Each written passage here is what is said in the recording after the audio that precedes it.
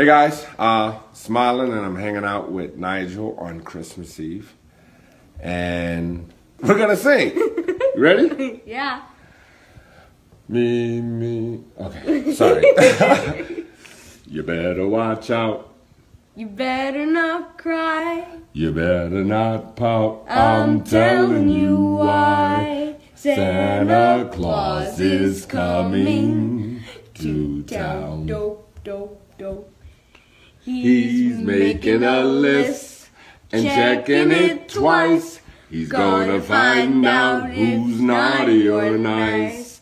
Santa Claus is coming to town. A social media star who murdered his family in 2017 will die for his crimes. Anthony Milan Ross sentenced to death in Maricopa County Superior Court this morning. But the question is, when will justice be served here?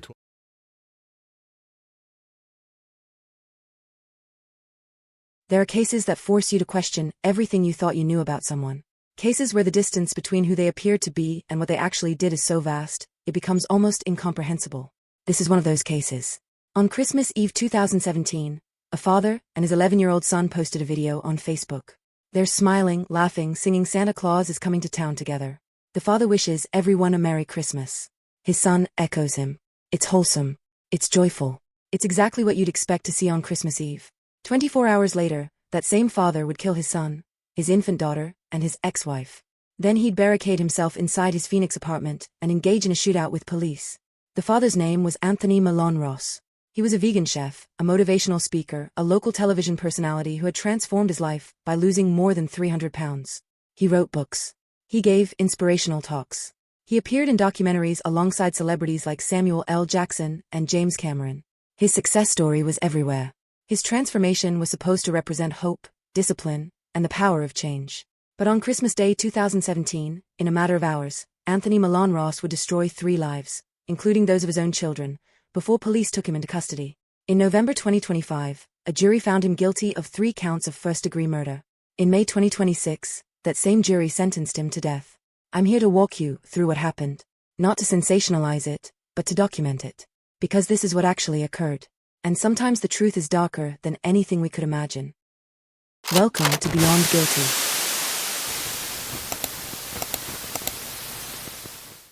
Anthony Milan Ross was 45 years old in December 2017. He lived in Phoenix, Arizona, and had become a recognizable face in the local health and wellness community. His story was compelling. He'd weighed over 500 pounds at his heaviest. Through a plant-based vegan diet and consistent exercise, he'd lost more than half his body weight. No surgeries, just discipline and determination, or so he said. Ross credited his transformation to a moment with his son Nigel at a theme park. Nigel had begged his father to ride the Harry Potter attraction with him. Ross couldn't fit in the seat. He saw the disappointment on his son's face and decided, in that moment, to change. He became a vegan chef. He wrote cookbooks with Dr. Scott Stoll. He appeared on local television shows, Good Morning Arizona, the CBS show The Doctors, and gave motivational speeches about healthy living. He was featured in the documentary, Eating You Alive. People admired him. They wanted to hear his story. But there was a darker side that most people didn't see. Ross had a first family in Missouri, a wife and 4 daughters, that he abandoned in 2003. His daughters, Ebony and Shalonda Ross, would later describe years of abuse. They said he withheld food from them, confined them to their rooms, and physically assaulted them.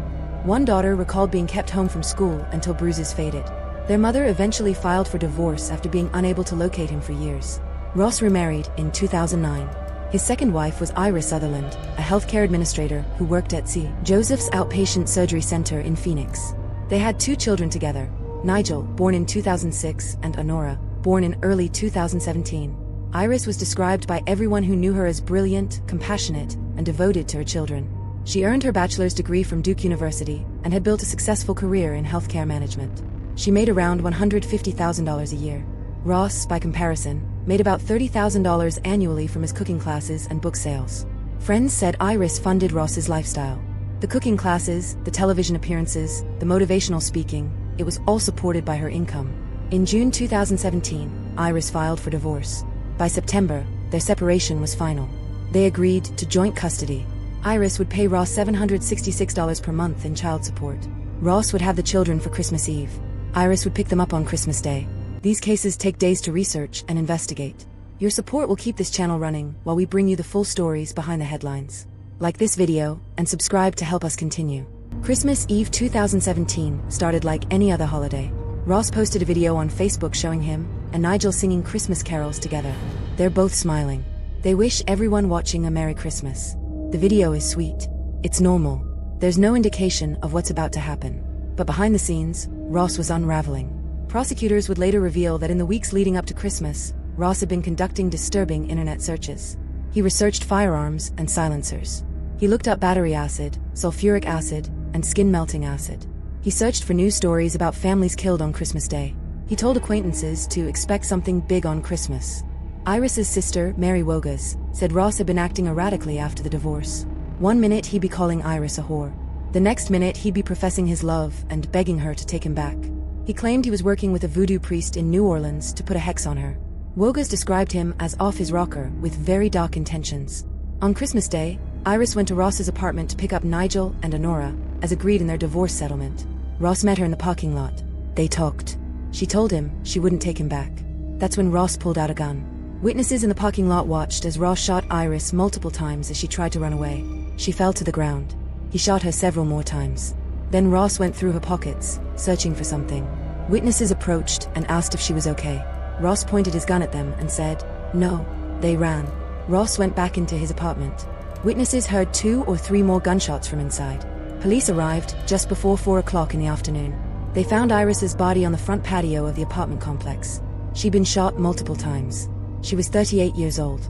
Inside the apartment, Ross barricaded himself with Nigel and Honora. Negotiators tried to communicate with him. Ross told them he'd killed the children. Then he changed his story and said they were still alive. He threatened to kill them if police didn't leave.